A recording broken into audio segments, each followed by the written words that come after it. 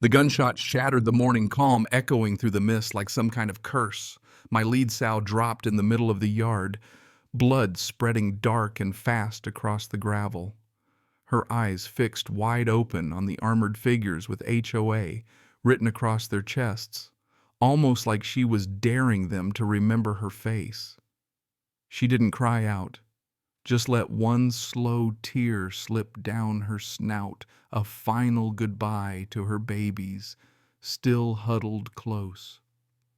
And I stood there trembling, but not from fear. No, it was something deeper, older, a rage I hadn't felt since I hung up my SWAT badge 40 years ago. That morning, these people didn't just kill a pig, they dug up memories I'd tried to bury, and they had no idea what they'd just unleashed. Let me back up a sec, so you know how we got here, because nothing about this mess started the way you'd think. My name's Harold Hank Morrison. I'm 93, stubborn as an old fence post, and for the last 20 years I've been training a herd of wild boars on my 50-acre slice of Lake Cat, using the same tactics I drilled into my SWAT team back in the day. My neighbors call me the pig whisperer, or sometimes just that old fool with the radios, but they never saw what I saw in those animals. Especially Buttercup, my lead sow, my field commander, the heart of the herd. Losing Sarah, my wife, left a hole in my world I couldn't fill. These animals, they became my family, my reason to get up before sunrise, my way of holding on to the woman who helped me build this place from scratch. So when I spotted a black Suburban and a white van with HOA enforcement stenciled down the side creeping up my drive one Tuesday morning, I knew trouble wasn't just knocking, it was barreling in head first. Now, most HOA visits, maybe you picture a couple of neighbors in golf carts with clipboards. Not these folks. This crew rolled up in formation, black suits, tactical vests, and 4 muscle-bound guys who looked more like mercenaries than city inspectors.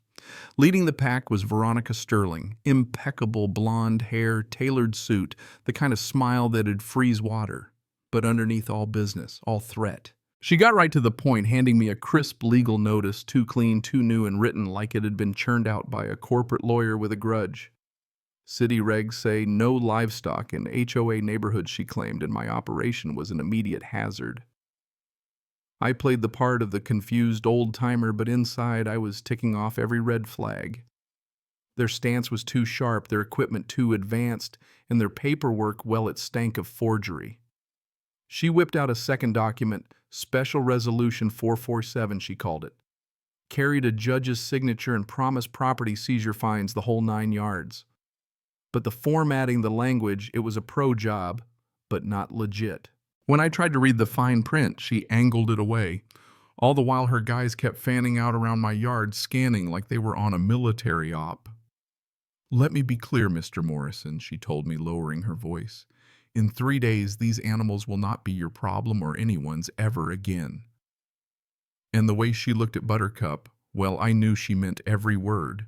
After they left, I found a little comms device dropped in the grass.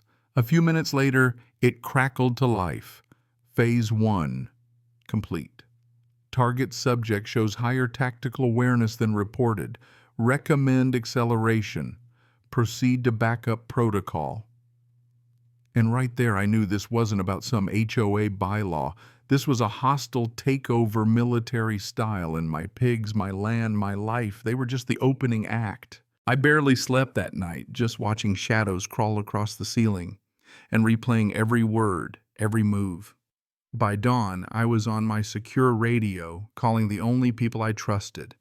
Marcus Webb, my old intelligence man, now a property rights lawyer. Billy Thompson, demolitions and tactics, retired in theory, still meaner than a rattler in July. My boy Jake, now Captain Morrison, Houston SWAT, and Kate Wilson, once the FBI's best at sniffing out dirty money. Within hours, they were working every angle, background checks, tactical analysis, financial records, you name it. I even pulled in my neighbor Jenny, the late police chief's widow. She'd lost her husband in a car accident right before he blew the whistle on some shady land deals, so she knew what was at stake. By noon, the picture coming together was uglier than I'd feared. Marcus found the special resolution was passed at a meeting that never happened.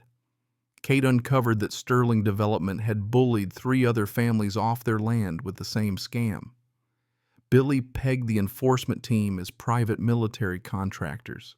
And Jenny, she overheard Sterling's flunkies at the diner bragging about clearing the last properties before the Friday deadline, talking about me like I was just another box to check off. It got worse. The judge who signed everything, David Sterling's brother. And the money traced straight to Chinese shell companies, real cloak and dagger stuff, with the whole scam built on pushing people like me out so they could flip the land for international energy and water deals. By Wednesday, I had my team feeding evidence to federal contacts building a case, and I started playing my own game. I called the HOA acting defeated, said I'd consider moving some pigs if they'd just give me the proper legal docs. I needed to buy time and force them to show their hand. Thursday dawned thick and hot, one of those Texas days where even the trees look like they want to crawl away and hide. And right at 7, here comes Veronica with a squad in full tactical gear, animal control patches, tranquilizer rifles, and enough equipment to raid a zoo. I sent Buttercup and her babies to the oak tree the spot Sarah had picked for our wedding. I armed every camera, every recorder, sent a live feed to Jake and my team, and put on my best lost old man routine. "Ma'am, I called yesterday hoping we could work something out." I started even as I watched her crew split and advance classic clearing formation, eyes locked on the herd. "No more paperwork," she snarled, the mask slipping. "Today these animals become nobody's problem." Her team raised their weapons, and Buttercup, steady as ever, put herself between the threat and her babies. She didn't run, didn't fight, just stood her ground like any mother would. And when the shot rang out, well, you already know what happened. That wasn't a tranquilizer. Blood pooled fast, her piglets squealing, the whole world spinning on that one awful moment. I had to stand still, biting down on my rage, knowing any move would blow the whole operation, ruin months of work, maybe get more folks killed. As Sterling's crew loaded Buttercup's body and rolled off, I gathered those 6 piglets still crying, still not understanding, and promised them right then and there that justice would find its way.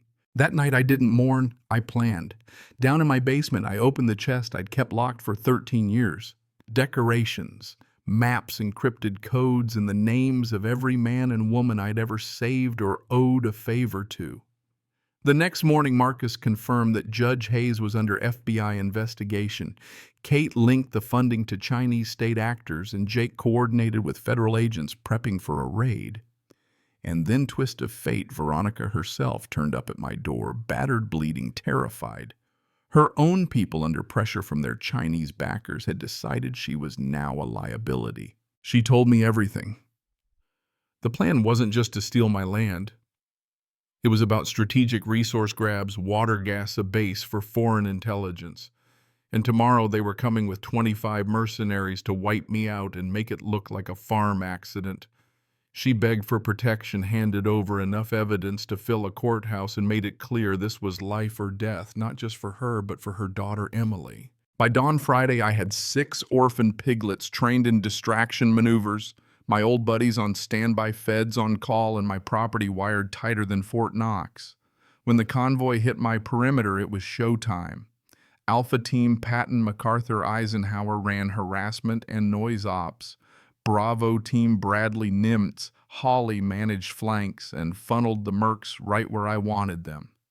David Sterling, so sure of himself, led the assault right into the biogas pit I dug for this very scenario. He and his goons went down literally in 3 feet of pig waste and Texas justice, while the feds swept in, mopping up the rest. In the end, the dominoes fell fast. David Sterling, prison for life. Judge Hayes gone. The whole fraud and foreign funding ring busted wide open, and all the land stolen was restored with compensation to every family that'd been wronged. Jenny got justice for her husband. The piglets, my new team, became legends, founding a defense training center where veterans and animals alike find healing purpose and a chance to protect the next generation. 2 years on Buttercup's memorial sits under that old oak tree.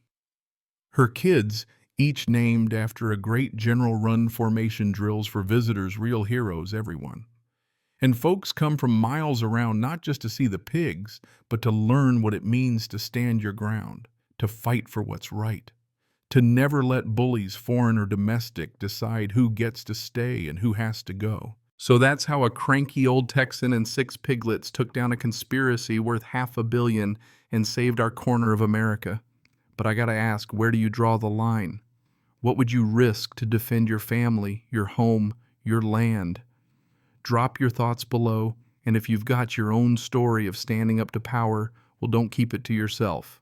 Hit that subscribe, share the story, and remember, in the end, it's not about the size of the fight in the dog or the pig, it's about the heart in the fighter. Justice always finds its way, even if it has to root through a little mud to get there.